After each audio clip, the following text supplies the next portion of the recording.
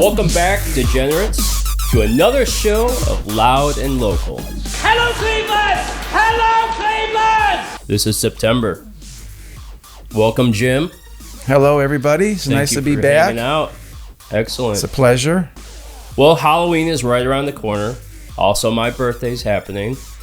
So Halloween is my Christmas. The only holiday besides the 4th of July that I like to party to. I love fucking Halloween. I love getting dressed up. Everybody does. I think that's the most popular. Yeah. And the best time of year to see girls dressed up. Oh, it's just so much fun.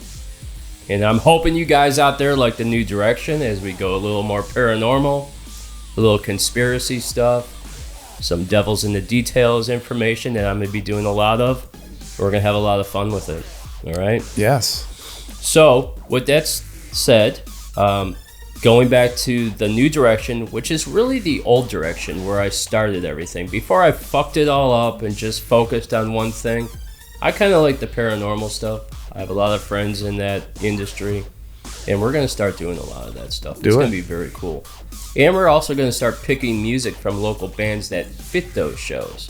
So if the show is about conspiracy stuff, we'll have bands like that. If it's about paranormal, we'll have some psychedelic bands like that. So we're going to tie it all in together.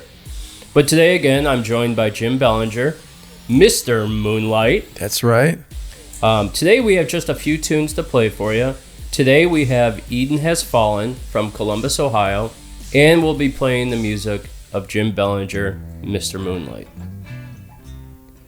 Can't wait. Yep, it's going to sound great. Good. The music is really good. I really enjoy it. Thank you. I have so much to get out there still that I have written. Yeah, that's how I feel too about music. I just want to get it out there. Like, I got all these songs in me, I just want to get them out. I feel the same way. That's very cool. So today on Breaking Spines News, we're going to discuss a special Halloween show that I have planned here at BVS. We're going to do a two-part series. It's going to be a 2-hour show split into two. You'll get one month, and then you'll get one the next month, okay? It's going to be a special presentation. On that show, we have an acoustic performance by Avenging Scarlet. It'll be Nick and Emily, as you know. Yes. Good people. We also have music on the show by a band out of Cleveland called Nightmare Empire. Let me say it one more time. Nightmare Empire. They'll be on the show. I also have the Paranormal Chef. Matt Gutka will be in, talking about Creepy, Ohio. He'll be visiting. We also have an interview with Mark Berry, who's been on the show before. Mark has 35 gold and platinum albums. He's the CEO of AMG. He also has a film division as well as a music division. And we're going to be talking spooky movies. And I also want to say Satan is going to be back for just one episode. And he's going to be sitting down with us talking about his dating tips. So you don't want to miss that one. That is going to be very, very good. Also, we have on the show Greenleaf Entertainment. Joel will be joining us, and we'll be going over his Halloween mixtapes. So they have a hip-hop and rock entertainment industry business, and they put out a Halloween mixtape. And he'll be on the show to talk about that. And a very cool thing we're going to do is we're going to turn this set with the help of AI. I know a lot of people are afraid of AI. It's just like when they put the wheel out, everybody freaked out about the wheel. This is just another step in the tool that we can use. We're going to turn our set into a zombie apocalypse with the help of AI. I want to be a part of that. I might not be needed because it's all AI. I don't know. I'll just have you maul around the set like a zombie. Why not? Get a few drinks in you. Some tequila. So the Breaking Spines News, I have some cool things to cover. I love crows. I love all kinds of birds and things like that. I think birds have something very cool to do with the paranormal, okay? I'm not sure exactly what it is, but they say that the crow is the bringer of death. So going on at the Mansfield Arts Center is Crow Fest, and they celebrate everything about crows, okay? That goes on from October 26th from 10 a.m. to 4 p.m. until November 16th. And the cool thing is that They celebrate the migration of thousands of crows to the Mac Forest every year. It's their third annual Crow Fest. They'll feature a wide variety of crow-inspired artwork. And Jim, did you know that Ohio has the largest crow migration in the world? I'm not surprised. They have those other buzzards or something, Hinckley. Turkey buzzards? To add to that list of... Yeah, we've got some big birds of prey in Ohio. You know, a lot of people don't see them, but we do have eagles. We have the red-tailed hawk and the brown-tailed hawk. Those are giant birds. You got the turkey vultures, and you got crows. There's a lot of prey up in the air that's flying around. That's pretty cool. A bunch of them live in the buildings in Cleveland downtown. I remember through the years there's been... Yeah, you're right. Yeah, so the crow migration in Ohio is the largest thing ever, and in Mansfield they celebrate the crow migration with a whole series of different things, with artwork to music and all kinds of stuff. I might add that I think that Ebenezer the Crow should be playing there. They should open, maybe. They should open that whole thing, but I think that would be very cool. Another cool thing that's happening in Ohio, and this is down by Cincinnati, it's in Williamsburg, Ohio. Not to be compared to Williamsburg, Virginia, but Williamsburg, Ohio. This year, they're celebrating sometime in the 19th century. The experience will find yourself as the folk in the lore. The haunt isn't just a scare, but a psychological battle for your own state of mind. Expect a haunted trail, retail vendors, amazing food, drinks, alcohol, non-alcohol. They have live music, live performances. They have an outdoor theater. The Haunted Trailer has interactive horror games, and that runs from September to November. So what that is they have this little, like, western town. It has a saloon, it has a sheriff's office, the jail, the barber shop, all that stuff. And they turn this little town into the haunted terror town that you can go to. I think it'd be super cool. I totally want to go to that. They have that for a month? Every day they have it? Yeah, it goes on for the whole month, and they turn that into Terror Town during the Halloween season. And then during the regular season, they have different things that they do, but it's a basic western town. I gotta go. Yeah. You gotta go. Yeah, that sounds amazing. We have to go. Just to getting photos and just going in those shops and everything would be so cool. And it'd be cool during Halloween time. I don't know how much I want the psychological battle, as I have enough psychological battles in my own head, but I think that'd be pretty cool. So also what I want to do is I want to mention a couple things that's going on in the news. It's not really music related, but it's Cleveland related. Have you heard the new thing about the Browns? A little bit, yes. I saw a photograph of their new facility. It's not finalized yet, I don't think. With a dome, right? Yeah, what an incredible dome. I've never seen anything like that. It looks amazing. And they're thinking about going to Brook Park.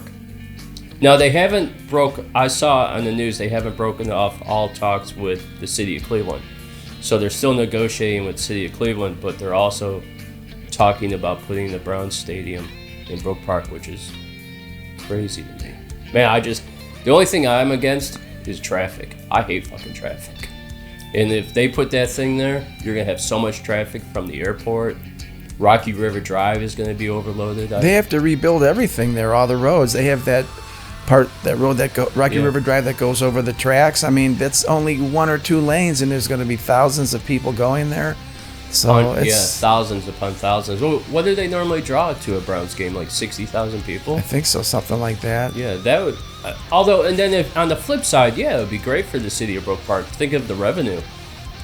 The city of Cleveland's going to lose out on that revenue. But let's be honest, not a lot of stuff goes on in downtown like it used to. On a Friday night there on East 9th Street, it's surprising how little traffic there is and what's going on. It's kind of disappointing. They put so much money in it's the Galleria there or something, and the Galleria, they were talking how that was going to be absolutely beautiful there. It's nice, but they just don't draw like they used to. But some of the cool places they are drawing is the flats again. They did all that renovation with the flats, and we were just down there. Yes, it's very nice down there. On the East Bank now is very nice too. Yeah, you've done so much. Yeah, so we were down there. I wanted to mention to you we were down there to see that Grateful Dead tribute band. Do you remember when the band left the stage and it was just the two drummers? Yes. And they were just doing that like tribal rhythm thing? Yes. I don't know if you had the same thought in your head that I had going on in my head, but I was watching those girls in the corner dancing. I think I remember that. I never wanted to be a caveman so bad in my life. When I was watching them do that tribal dancing, I was like, damn, that's sexy. Yeah, that was Tim Ginley and Tim Lane, I think, were the Tim drummers. Lane, yes. Ted Ginley on drums. Yeah, that was very cool. You know, the other thing I'll say about that show when we were down there was it was cool being down there with you because you knew all those guys. Yes. Right? And I was just following you around like a puppy dog. Like, you're introducing me to everybody. I'm like, oh, this is so freaking cool. And it was really felt like I was drenched in the 70s, 80s rock of Cleveland with all those guys that really kicked it off, that got it started. E-Rock and Jim, they're always so nice. Whenever I, go in and to a facility and see them play anywhere, Jim is always, hey, Belanger, they always shake your hand. They're always so nice to everybody. I really like that about them. Yeah, that was very cool. I had a good time at that show with you. I definitely want to go back to Shooters before summer's over, especially after I heard some of the bands that I'll be playing there. The other cool thing that happened in the news is Alex from BVS had showed us some footage from the concert that took place at Progressive Field, they hosted Def Leppard, Journey, and Cheap Trick. I mean, you see all those people there? I couldn't believe it was. I saw pictures. Yeah, those pictures look great. And then packed. And we heard that the bands like Def Leppard just tore it up. Right? Very cool. I love Def Leppard. I started listening to Leppard probably when I was in 1986 or 87. With their first few albums that came out. I love that band. I love Journey as well, and Cheap Trick. I Want You to Want Me. Yes. Right? Great band as well. So that took place at Progressive Field, and it looked amazing. Wish I could have gone, but I got other priorities, stuff I have to take care of. So those are the two breaking news things that are coming to Cleveland right now. That are happening in Cleveland, I should say. So part of the show, I want to start talking about a little bit more paranormal stuff, like I had said before. This segment is sponsored by Zenify, Circuit Vortex, and Front Street Social in Berea. So we're going to talk a little bit about how I sold my soul for sex, drugs, and rock and roll. The story of Robert Johnson. Are you familiar with Robert Johnson? A little. The lore, the folklore to it? I've heard a little bit of talk through the decades. And I was talking to somebody earlier, you could actually go to that Crossroads. They have like a little shop there. You could buy a t-shirt, how you sold your soul for rock and roll and the whole bit. But yeah, that's an actual place. I'll tell you all about it. So, I sold my soul for sex, drugs, and rock and roll, right? The story of Robert Johnson.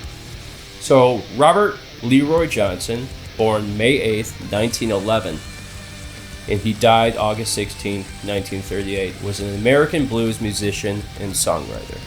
Okay? The location of Johnson's grave has never been confirmed. Headstones at 3 different churches in Greenwood area claim to mark his resting place. Did you know that? No. Isn't that crazy? He's like the Jimmy Hoffa. Nobody knows where he is. The final riddle of a man whose brief, crazy life became a cipher nearly as sensational as his songs. Is he another 27 and dead?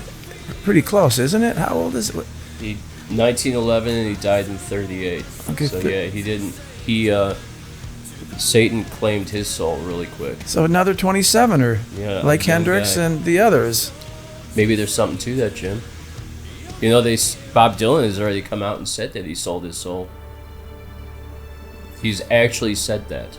So it's not allegedly or rumored to be.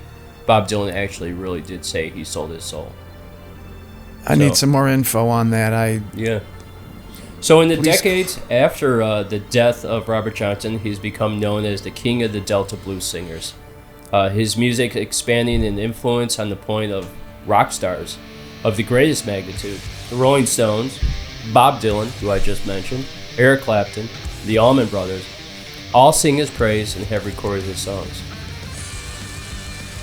Isn't that cool? That is. I That's very agree. Cool. So, as we get into it, so Johnson told his mother about his deal with the devil before he died. And do you know how he died? No. He was poisoned. After being poisoned... He was murdered? Yeah. One story says Johnson's that. mother came to his side on his deathbed in 1938. In his last words, he is alleged to have told his mom he had been waiting for her to hand his guitar to her. Right? He told his mom that he sold his soul to the devil, and the devil has come to claim the soul. And that's what he said on his deathbed. The note, handwritten by Robert Johnson, according to his sister Carrie M. Thompson, is inscribed on his headstone. And it says, Jesus of Nazareth, King of Jerusalem, I know that my Redeemer liveth, and that he will come for me from my grave. I'm not sure what all that means. Yeah, I think that means that in the end, he knew that the real God that is his God, right? And that he was hoping for redemption after his death. I think he was asking for God to come to him, you know? Considering he sold his soul and he was into the dark arts and things like that. I think that's my opinion of it. So, Robert Johnson stands at the crossroads of American music. Much as it is rumored that he once stood at the Mississippi crossroads and sold his soul to the devil in exchange for his unique musical gifts. Now, the crossroads, you might want to know where it's at. It's in Rosedale, Mississippi. It's long been associated with the crossroads legend. Some speculate that the intersection of highways 1 and 8 in Rosedale is the spot where Johnson made his pact. Now, this is really cool, Jim. I got to tell you about this. Mystery of the crossroads. Every crossroads in the United States has some type of mystery. Did you know that? I looked that up. There's a lot of them then. Yeah, there's a lot of different folklore that goes with crossroads. In the recorded folklore of many lands, crossroads are associated with the appearance and activities, generally uncanny creatures, ghosts, witches, and demons of all kinds that happen on crossroads. Do you know that a lot of satanic rituals are done at crossroads? It has something to do with the devil. And that's why it was a unique spot in Rosedale where Robert Johnson made his deal with the devil, at the crossroads. Who knows, maybe he was doing some type of ritual magic. Did he ever talk much about that? Any details? I think that, you know, he just exploded on the scene. Like, there was another musician, I can't remember his name right now, you guys might know. But he had barely, like, he was brand new, barely played guitar, played a little bit of harmonica, and he also said he went to Rosedale and sold his soul, and that guy exploded on the scene and made it really big, and he also had a mysterious death as well. And I believe he died young too. But they say that these crossroads have magic rites of multiple sorts are performed there. So rituals, magic rites, and a lot of things are performed on crossroads. Maybe that's the thing. Maybe the devil, if you do this, the devil will come to you. Well, I don't think I'll be trying that anytime soon. No, I don't think I will be either, because I was explaining to somebody, I'm a Christian, so I believe that I'm going to spend more time in eternity after my death than I will on earth. So why give up everything on earth to just, you know. But then again, at the same time, I also believe that no one owns your soul but God. So, I mean, he created us in his image, in my opinion, for all you non-believers out there. But he created us in his image. We are like God-like. You know, I had heard some crazy stuff somebody said on the news the other day. How dare this guy compare himself to God? Well, what's wrong with that? We're all created in his image, so why can't you say you're God-like? Right? But then again, I mean, there's also a lot of crazy stuff that, who knows, maybe it's not even God. Maybe it's just the universe. Or maybe it's not the universe, maybe it's aliens. Who knows? It's a big mystery, right? It's a big mystery that I know very little of. But when you'd say he was poisoned, was that like self-induced alcohol poisoning? I mean, No, that it could just mean said that anything. he was poisoned. It didn't He really didn't go really into say detail what kind of like, chemical or like who poisoned him or why he was poisoned. I don't know. Oh, Maybe he was like the Ike Turner of blues. I don't know. Maybe somebody had it out for him. You know? Maybe the devil was coming to claim his trophy. Get down here. I need some blues. You know, you talk about that. You talk about the Crossroads, right? Remember the movie that came out, Crossroads? oh, sure, yes, Ralph Macchio. yeah, Who was that? okay, Steve Vai, and basically Ralph had to play to get his guitar teacher, harmonica player, out of his contract with the devil. So he had to compete with Steve Vai in hell. I remember that part of the movie. I Yeah. think, yeah. That's a very cool movie. Lots of great music, and that's basically the story of Robert Johnson, just told in a different way. Mm-hmm. So that's cool. There's a lot of movies about the Crossroads. There's I got a lot of my information from the story that's out on a podcast now about the story of Robert Johnson. Just it's so bizarre, you know.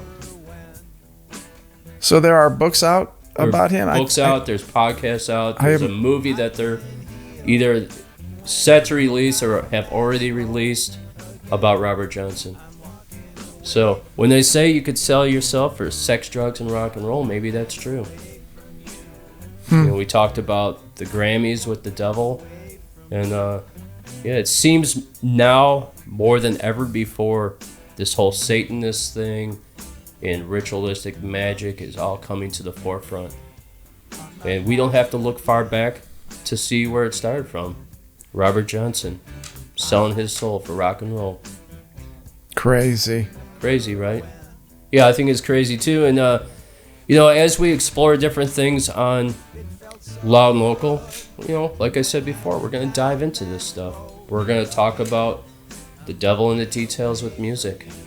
All the crazy ritualistic stuff that's going on, all the weird stuff in Hollywood, all that stuff. We'll be getting into that. And I also want to say this. We're still playing music, bro. We're still playing music. We're still going to be doing interviews. And we're still going to be rocking out.